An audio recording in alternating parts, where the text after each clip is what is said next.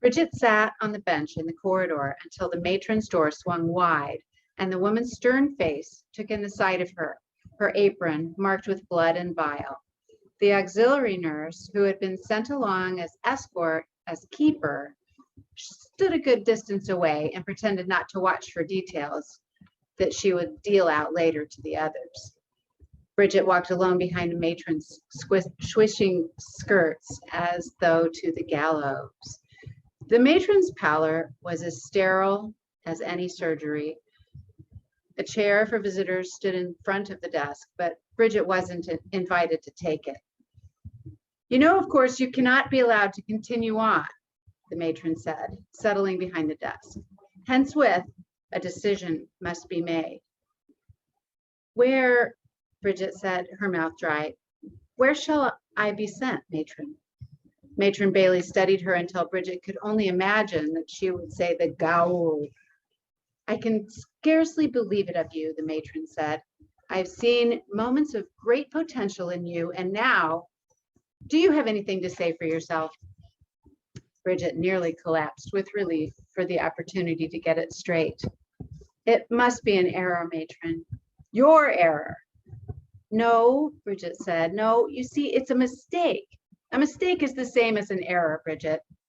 I mean, it's a mistake to believe that she sounded guilty even to herself. I administered as I was taught, gave the dose as written. If it was the wrong formulation, then she faltered, for she was not sure it would do any good to question the chemist's judgment. I'm a good nurse. You are not a nurse, the matron said, and you're a danger to say that you are. I thought that was such a great opening. Thank you. Welcome, Lori Rader-Day. We're talking today about Death at Greenway. And Lori is an Anthony Award winner, a Mary Higgins Clark Award winner, and now an Agatha Award winning author. Welcome. I am so honored to have you here today. Thank you so much for having me. Yeah. So we're talking about Death at Greenway, which is historical fiction. And I guess I really want to talk about your research and your inspiration for this novel.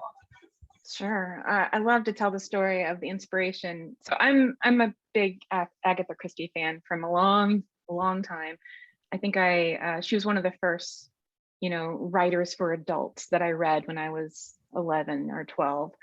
And so I was reading a book about her just for fun, about how she worked, called The Secret Notebooks of Agatha Christie by John Curran.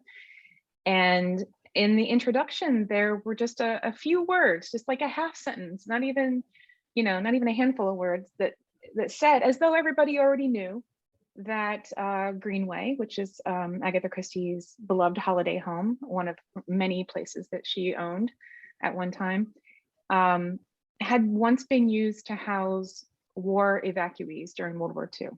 Children, 3 million people were evacuated, most of them children, during World War II, out of London and the large cities. And I was reading in bed, and I just sat up in bed, because this is like the Venn diagram of things I'm into becoming a circle. Agatha Christie, World War II, and also one of my favorite movies, one of my favorite childhood movies, and I'm, I guess, still a kid because I still like kid movies, is Bedknobs and Broomsticks, which is one of the first Disney movies that used animation and live action together. I remember, I loved that movie. It's so good, it still holds up. And just for anybody who doesn't know, it's about 3 children, siblings, who are evacuated out of London to a house where the owner is reluctant to do that. She doesn't want to have children in the house because she's busy trying to become a witch. And it's Angela Lansbury, hottie little young Angela Lansbury. And it's delightful. It's just a delightful. I just love this movie. I'd been watching it, for years. And I thought, well, this is Bedknobs and Broomsticks at Agatha Christie's house. I gotta read this book. The problem is, when I went looking for this book that I knew somebody had written, they hadn't. No one had written it. And I, at the time, really was not sure if I could or should take it upon myself to be the person to go after this story. Not just because I thought it might be difficult, but because I'm not British, you might have noticed. I'm not a historian. I don't even really enjoy research, or I didn't at the time. So I sort of tucked it away in my back pocket for a while. Now, the clue here is that I didn't tell other people about it. Like, I didn't go out on Twitter and say, I wish somebody would write this story. Yeah. I kept it to myself. So I think there was a part of me from the very beginning that thought, maybe I could do it. Maybe I could try. And then many years later, I got the chance to tell my editor at HarperCollins about that idea. And she was like, And then when my next contract came up, they bought The Lucky One, which is a book that I had written most of at that time and put before them. And then also, instead of just being like, and number 6, it was, we want that one. We want that book that you mentioned to me about Agatha Christie. So I got the chance to write it. I had to put up or shut up. And so I had to become a researcher, not my natural state by any means. I did tons of research for this book. I could do an entire hour on that. I will not. But yeah. I read a lot of books by and about Agatha Christie, not really knowing how much the story would belong to her, how much she would be in the story. I tried to research the actual episode, and there just really wasn't a lot available about it, except there was a letter written by one of the children, one of the little girls who had been at Greenway during World War II with that group of children from Canada, where she now lived as an adult. And she went back to visit Greenway, and there was a BBC video of her and her husband walking around the house, like, this is where I used to live. And so that letter had been sent to the National Trust, which owns the house now. The family gave it to the National Trust and they remodeled it. But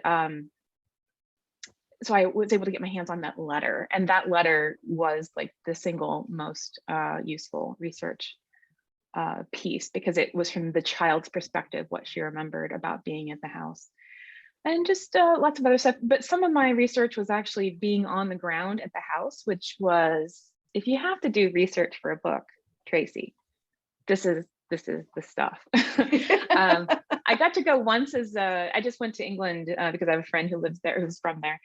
And I went to a mystery conference and just went, as a tourist to the house and walked around and asked questions and got to see, whatever there was in the house about the kids. There's a cabinet where when you open the doors, it has shelves, and the shelves have the names of the little girls still to this day on the shelves, which was amazing. And then I came back and I tried to write the story, and I did a lot more like bookish research and that sort of thing. And then I went back to Greenway in 2019. My husband went with me this time, and we also stayed at the house this time.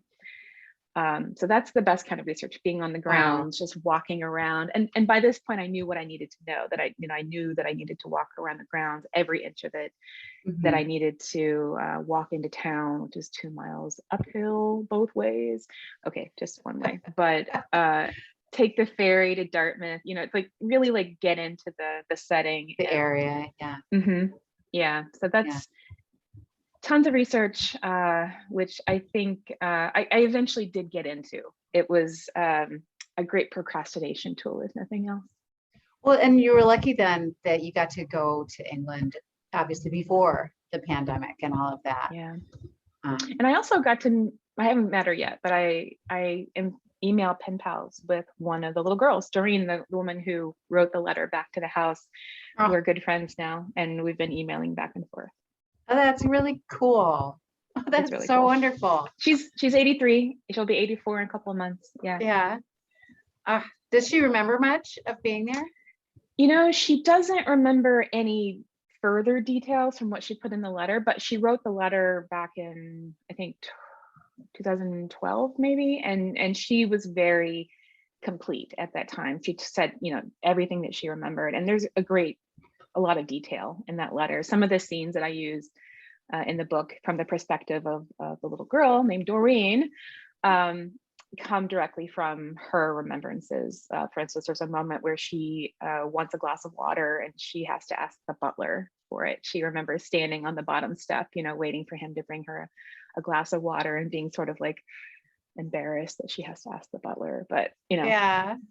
but I had to weave in some fiction because, you know, Yeah. in the real world, there were no murders. Right. You know, there were no crimes happening at Greenway or near Greenway. Yeah. And But there was a war. there was a war, and the house, so this group, it was a private arrangement with Agatha Christie, possibly Agatha trying to head off requisition by the military, like having to take the house kind of taken for the duration, which eventually it was. The group could only stay a little while before the house was requisitioned officially, and they had to get out, go somewhere else.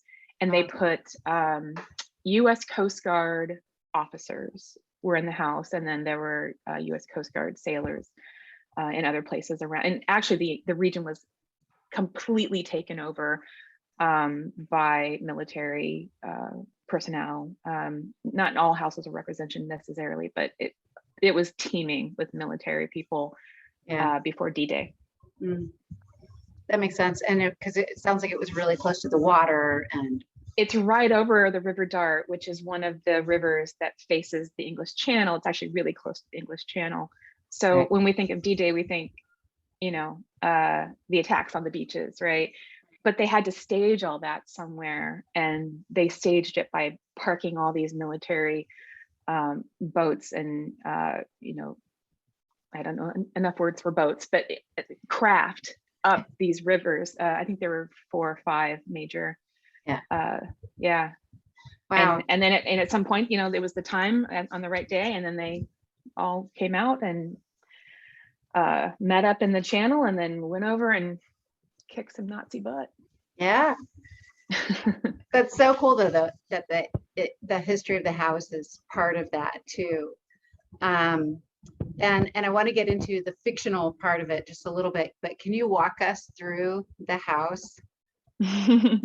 Yeah, so it's a Georgian house. I can't remember when it was built. I should know that by now, but it's quite old. And one of the examples of how old it is because the Raleigh family, which we might know from American history, lived there and set out from there. And also they have cannon in the banks of the hill that is below the house, with cannon from who knows which war. Obviously not operational anymore, but right. So it's a sort of flat-faced Georgian, buttercream colored, beautiful house, but very welcoming, very livable. It's not a Downton Abbey type, you know, huge house. It's a very lovely, charming house. So when you first go in, it's on the left is the morning room, just a little place to have a little coffee in the morning. And then if you keep going, there's the drawing tea, of course. Yeah, Agatha didn't drink at all, so she probably liked tea, but her favorite was cream. She would just drink cream as a little treat, which I don't even like milk, but I'm not trying that. Yeah, no. And then through a doorway is the drawing room, and then National Trust has actually put a hole in the drawing room wall so you can keep going around and go through the rest of the house. That's not original to when the Mellowans lived there, but for tourists, you have to have an egress situation. There's a little room where all their collections are. It's a small room, but it's got cabinets and glass covered cabinets. They were collectors of china and silver and things like that. I think some of her awards are there. And then the back of the house has the kitchen and the scullery and a back door that the staff would have used. There's also a library on the first floor and a lovely dining room. And then upstairs. Is that where Agatha wrote, in the library? Well, the thing is, Agatha didn't do a lot of writing at Greenway because it was her vacation home. So Oh, I think she probably did some work there. Maybe she did. Would have just finished the book for the year before they went down for like the holiday. They always went for her birthday in September, and then they would go again at Christmas. And so those were just times when she could relax and not be writing. They actually had a house in Oxford, and that's where she did most of her work. She had her own office there. And then she also owned several other properties, apartments in London and things like that. But she always had to rent it out. They were always rented out to other people. So when she needed a house, it was like, but then upstairs there are a couple of bedrooms, including Agatha's bedroom. If you go there now as a tourist, you can see Agatha's room the way it was when she was there. There are things on the dresser, it's her stuff, her clothes and her furs and things are hanging in the closet still. And then on the very top floor, what we would call the third floor, what they call the second story, is where they now have apartments that you can rent. It may just be one apartment, I'm not sure, but you can rent all of them or one of them, and that's the space that the group would have been in. Actually, the bedrooms that the group would have stayed in for the most part. you said you stayed there.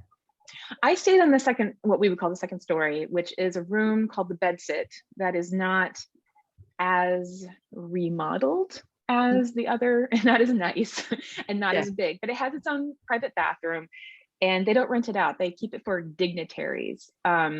I am not sure I can count myself among that group, but Sophie Hannah, who writes the continuation of the Poirot books, she stayed there. And when I told her this crazy idea, and that I had sold the book and needed to start writing it, she's like, you need to talk to Belinda. And Belinda is someone at the National Trust who arranged for my husband and I to stay there. Wonderful. Well, it sounds like you have a lot of good support then, and great research. Yeah. So now getting into the fictional part of it. Death at Greenway is told from Bridget's point of view, as I was reading at the very beginning, and she's called Bridie Kelly. Bridie. See, I pronounced it all wrong. It's a pretty standard nickname for Bridget in the UK. We just don't really use that name as much here. So why would you know? I wouldn't. And so clearly she administered too much medicine or the wrong type, or something happened. And as a result, she was sent away to care for the children at Greenway. So can you talk a little bit about her mindset at the beginning there? I mean, at the beginning, she's fairly desperate to stay in the nursing program. It's something that her mother wanted for her. She's from an impoverished background and was really trying to, become someone. And her family, it's a bit of a spoiler, but I don't think too much of one, has been killed by a bomb. And so she's sort of left alone in the world and doesn't have a lot of options left to her.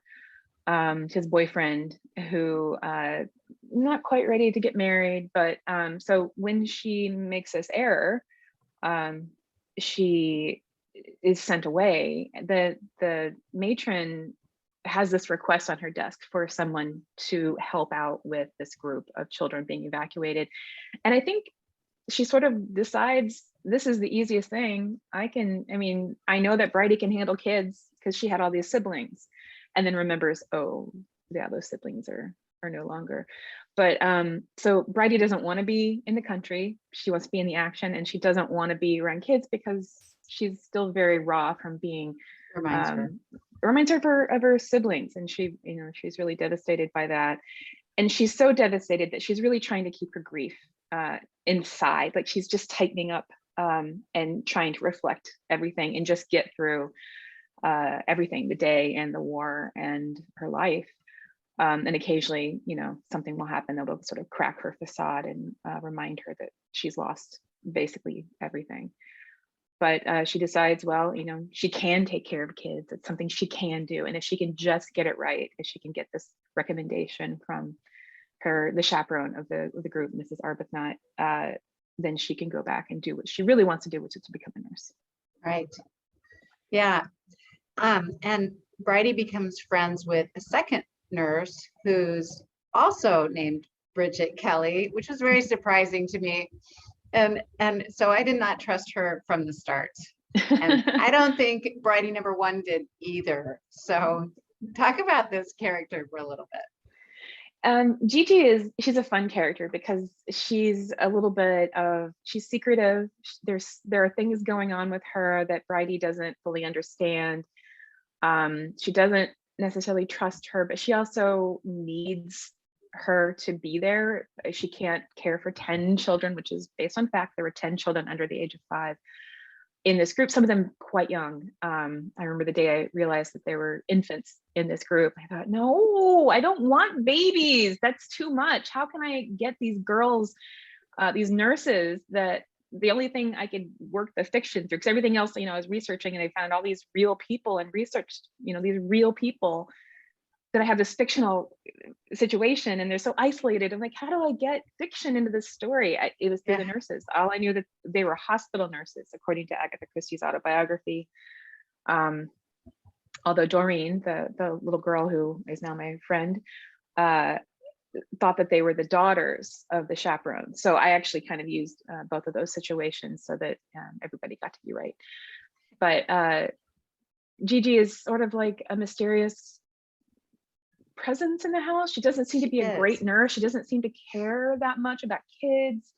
But then, Bridie doesn't necessarily want to be there either. So I think she's a little forgiving of that because she needs another person to be there. If Gigi leaves, then she's on the hook to be there with all 10 kids and no help. So that's kind of what she's thinking. Somebody asked me recently about the story is told through many points of view, but none of them are Gigi. Mostly it's Bridie. Bridie gets to tell most of the story, and then occasionally Doreen gets a chapter, or the butler gets a chapter, the chaperones get a chapter, that kind of thing. But Gigi doesn't. And why did I do that? Well, because I thought, Gigi has all the secrets, and I didn't, of course, want them to be revealed first chapter. That's no fun. But also, I really started liking everyone else's point of view pointed in her direction and letting them describe her and say what she reminded them of. And it's something different for every character, right? What she makes them think of. And it ended up being like a lot of fun to just sort of tell the story and have everybody judging her and looking at her without her telling us, exactly what was happening. Yeah, no, and I think it made sense to me that she didn't get to have a chapter because I think it would have given too much away.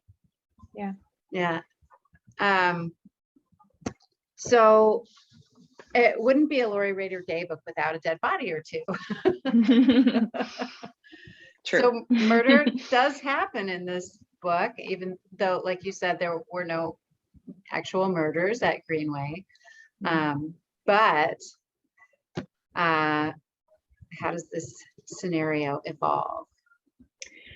Well, I needed to have a crime story in this. Not just because I'm a crime writer. I was already doing something very different, historical, with all this research. I could have just decided it was not going to be a crime story, but it's about Agatha Christie's house.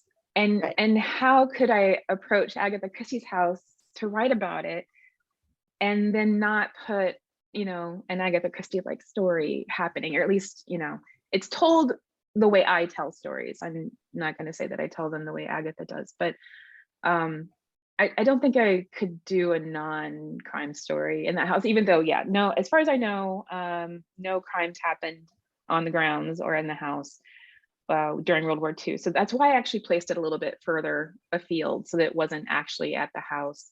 Right. I love the house. I didn't really want to, write things about fiction about a very real place in this case. But I had trouble figuring out what that story was. All this research, I think I've heard, every historical writer ever say, I went down the rabbit hole, I did all this research, and then I sort of realized one day I need to write the story. And I did the exact same thing, where I'm like, I need to write a crime story that happens here, and I need to get to that part. But I've been doing so much research.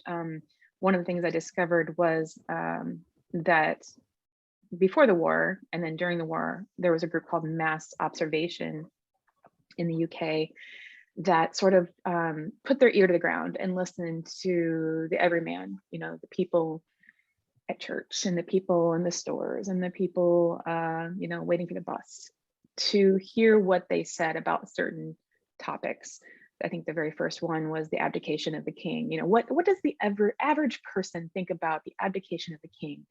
And it was just a sort of like an unpaid project. A couple of people decided they were really interested in this, and so they undertook it. And then it became a much larger group, and they did some more effort work in looking at the propaganda, not propaganda, but the communications, the posters and things that they would put on out about war efforts, like the one that's like, hey mothers, leave your kids in the country, they've been evacuated, leave them there, that kind of thing. The fact that you needed to say that is odd, but those kinds of messages, they worked on that. I decided I've never heard of this before. I could probably do a whole book about this, but I think Gigi might have some role to play in that. And from there, it just became a sort of, are they spies? Or are they just, they're doing the kind of work that the average person, if they knew about it, would be very uncomfortable with.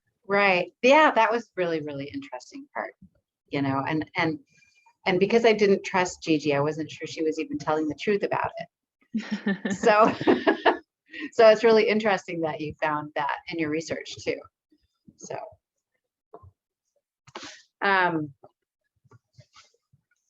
what would you tell people who are writing historical fiction? What advice would you give?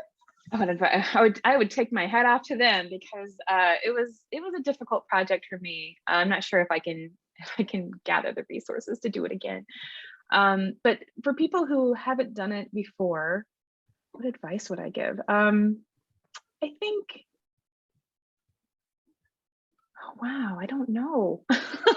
I would say do lots of research. We do lots of research and research widely, and sort of be open to where the story might go depending on what you learn.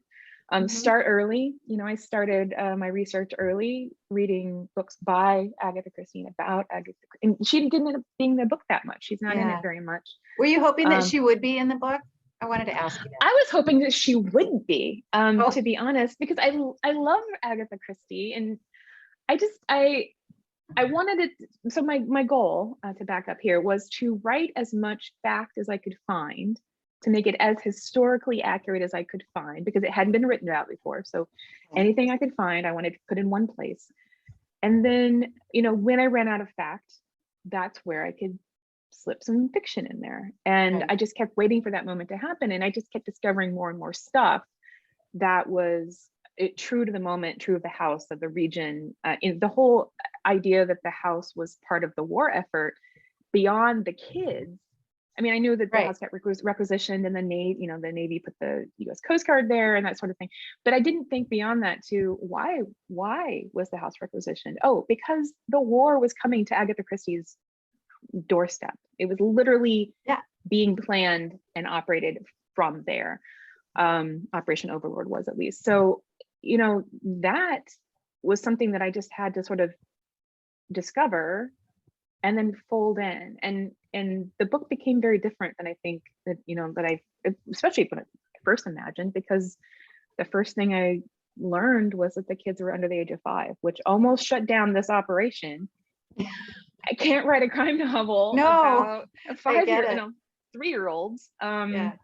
And only because the 2 nurses were lost to history did I have really, a way to break into that history and create fiction. Yeah. Very interesting. Very, very interesting.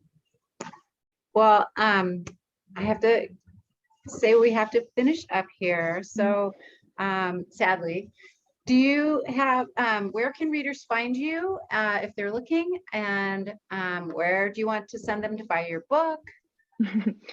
Well, they can buy the book anywhere, they buy books, hopefully an independent store, or at least a brick and mortar store. But it's available all over, and it is a paperback. There is a hardcover, a library edition, but it is a paperback. So don't let Amazon force you to buy hardcover if you prefer paperback. And then I'm on, I have a website, Lori Rader-Day without the hyphen.com, and then Facebook, Instagram, Twitter, all the above. Yeah. Pinterest. I have a Pinterest board with Death at Greenway inspiration photos. There's some good stuff there. That's great. Wonderful. Well, thank you so much for joining us at Blackbird Writers Presents, and it was great talking to you. Thanks. It was great talking to you too. All right. Bye now.